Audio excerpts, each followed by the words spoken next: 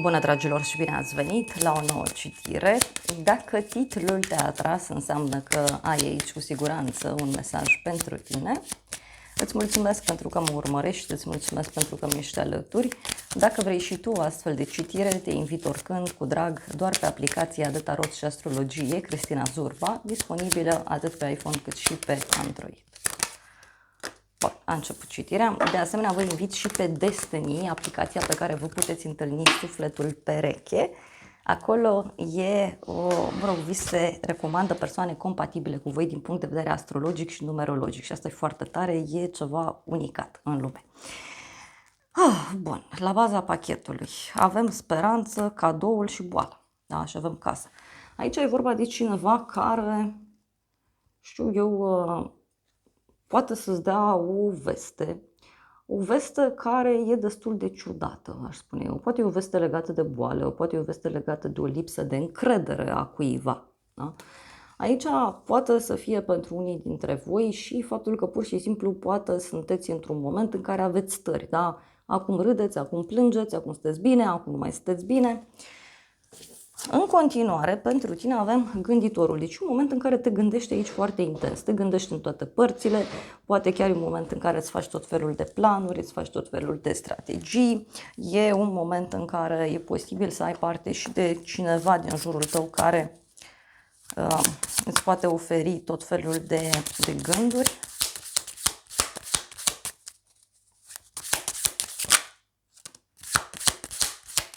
Pentru tine, uite, avem așa, gânditorul,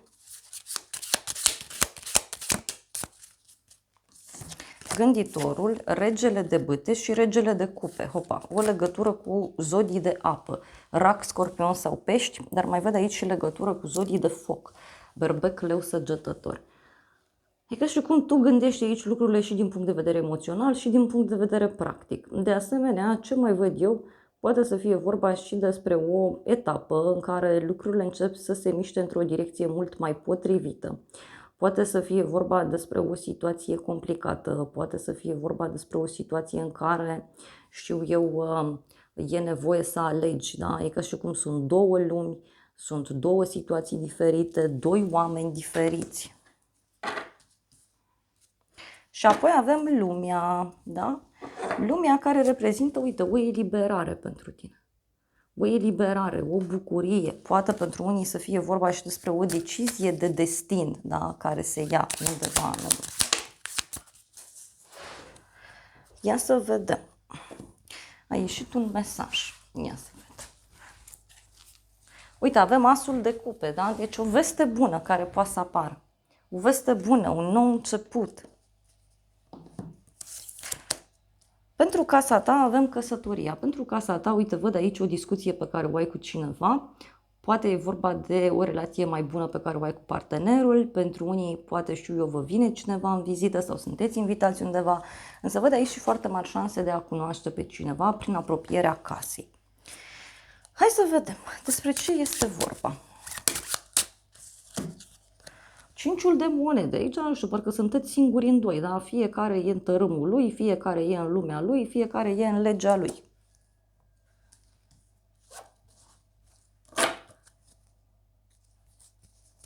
Mai vreau un mesaj.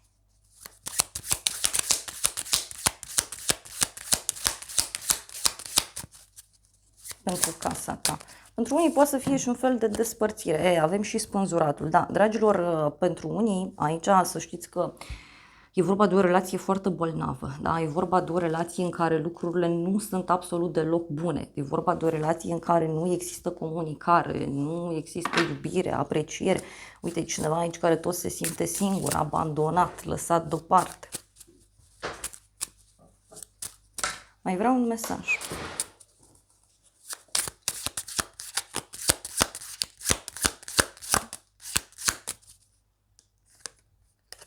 Și avem așa, magicianul pentru casa ta. Ei, aici pentru unii poate să fie vorba și despre cineva care își urmărește interesul, poate să fie vorba despre o persoană care minte, care manipulează, poate să fie și o relație care se bazează doar pe partea aceasta materială sau pasională. Da? Dar e clar aici că cineva nu-i sincer, cineva nu-i drept. Da? E ca un blocaj într-o relație. Uite, și cu doiul ăsta de bâte este clar că situația aceasta durează de enorm de mult timp. Da? Durează de enorm de mult timp. Pe neașteptate avem văduva. Pe neașteptate o conexiune aici pe care o ai cu o femeie mai matură, este o femeie asumată, o femeie stabilă, sigură pe ea.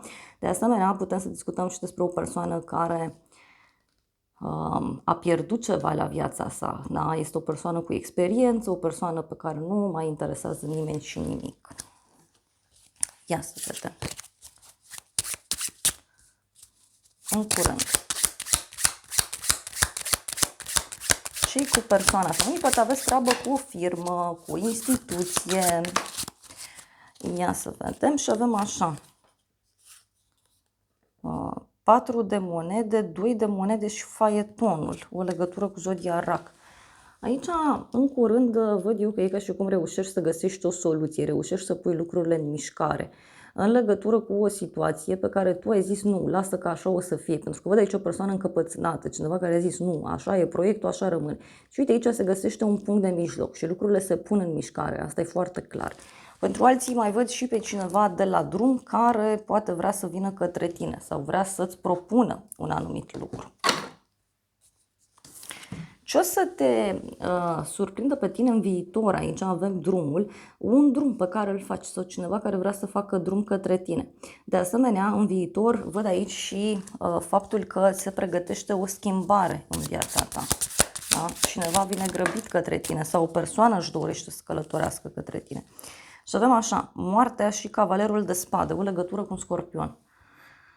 În viitor aici cineva care se grăbește, da, legătură cu un drum sau cineva care se mută brusc, cineva care pleacă brusc. De asemenea, tot în viitor văd aici și o relație pe care o ai cu o persoană foarte hotărâtă. Poate să fie și cineva care își dorește să schimbe ceva, să transforme ceva în viața sa.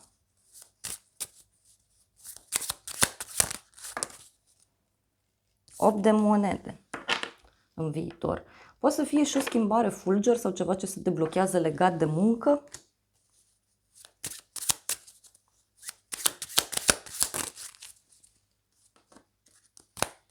Mai vreau un mesaj. Mai e o schimbare bruscă legată de muncă. Și avem aici așa, turnul și 10 de monede. Ei, aici în viitor este clar un eveniment brusc, da, care se poate petrece și care ține de ideea de casă de familie sau un eveniment brusc care se petrece și care are legătură cu o sumă de bani sau care are legătură cu un grup de oameni, poate niște prieteni sau niște persoane de la locul de muncă, da? Dar este clar vorba aici despre o deblocare. Pe neaștept, mă rog, sau ce nu știi tu, e o pierdere, da? Cineva care pierde ceva. Ce nu știi tu aici are legătură și cu o persoană care dă la spate un anumit lucru. Poate să fie și aici faptul că doi oameni negociază, doi oameni discută de la sânge la sânge, deci e și un risc pe care văd eu că cineva și-l asume, ce nu știi tu. Și avem treiul de cupe, împăratul, o legătură cu zodia Berbec. Aici ce nu știi tu, e un bărbat puternic din jurul tău, care e ca și cum zice, uite, mă lipsesc, da, de bucuria asta, mă lipsesc de petrecerea asta, mă lipsesc de plăcerea asta, deci un bărbat aici foarte sigur pe el. Dar și un bărbat mai petrecăresc din fire care are parte de o pierdere. Poate aici cineva nou care a apărut în peisaj sau care apare. Pentru că, uite, e vorba și de cineva care simte puterea, da? Sau cineva care încearcă să se impună peste viața ta, peste partea ta profesională.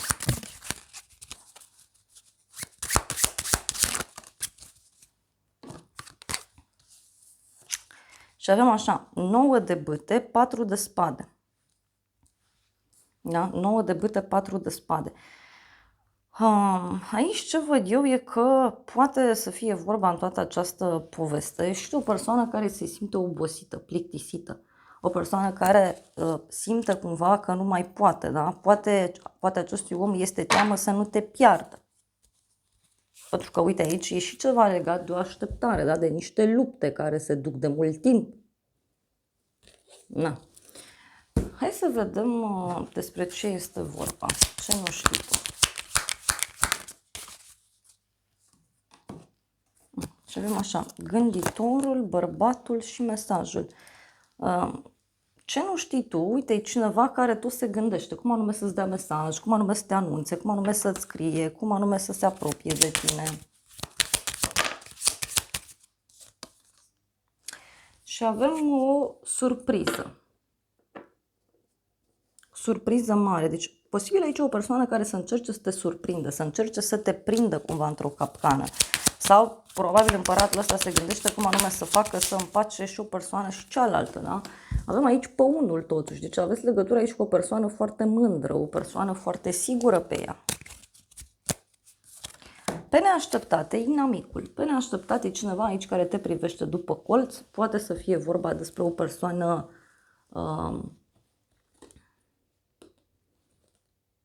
mai diferită, poate să fie vorba despre o persoană care te privește din umbră sau poate să fie și cineva care nu are intenții bune în legătură cu tine.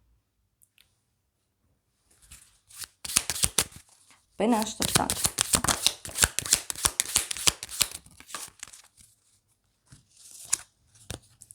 Treiul de spade, roata destinului. Wow! O dezamăgire din partea cuiva sau o persoană cu inima frântă, o persoană care își schimbă strategia la 180 de grade sau o persoană care se schimbă la 180 de grade. Și avem aici bucuria.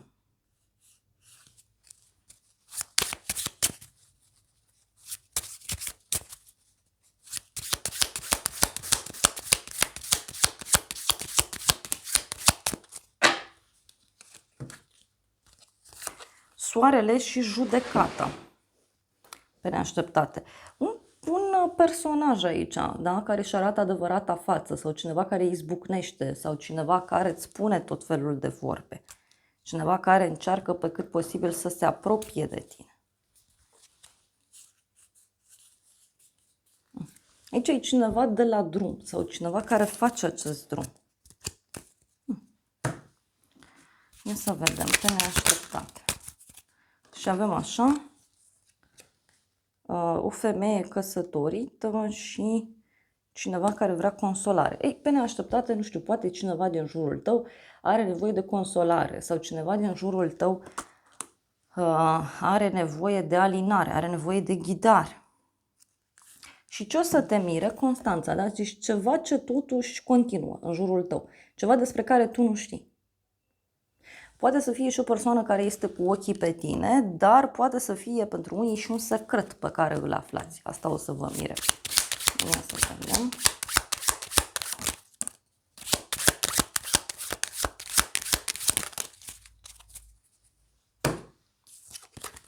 Și avem așa, 7 de bâte, 8 de cupe și luna. O legătură cu zodia Pești.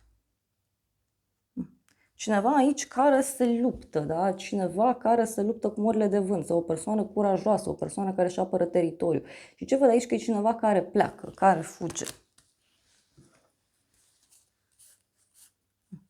Și are legătură, uite, ce o să te mire cu o pasiune care încă e prezentă într-o relație sau cineva care încă, știu eu, se uită prin mai multe părți. Ce o să te mire, uite, 2 de spade și puterea, o legătură cu zodia Leu. Cineva care are de luat o hotărâre. Da? Ce o să te mire aici poate avea legătură și cu o luptă, repet, care se aprinde mai tare. Nu știu, o luptă fără cuvinte.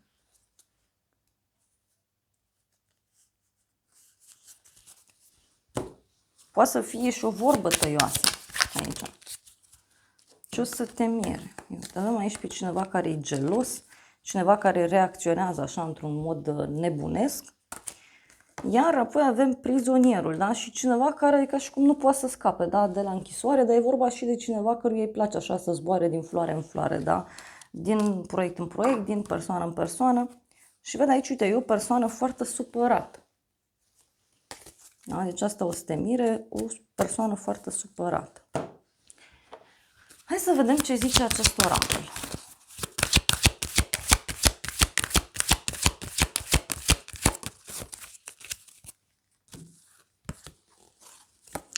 Și avem așa, armonie, a lucra bine împreună, dar apoi avem aparențe. Cineva aici care parcă păstrează niște aparențe. Cineva care face ceva doar de ochii lumii, da? Sau doar de gura lumii. Iar apoi avem bârfe, alte opinii care te afectează, iar apoi avem bani. Bani, suport financiar. Da, deci aici sunt niște discuții care pleacă și de la bani, să știți. Adică aici e vorba de o situație foarte superficială, din ce văd eu, în privința căreia poate e bine, știu eu, să fiți cumpătați. Cineva care se joacă cu emoțiile, cineva care manipulează, cineva care plânge după atenție, da? Mai vreau un mesaj.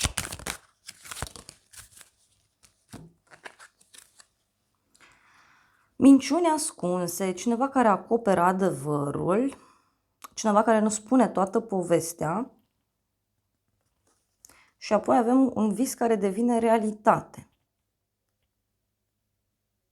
Da, cineva care poate nu spune despre cât de bine se simte alături de cineva anume sau cineva care nu își recunoaște poate pentru sine, da, ce simte cu adevărat.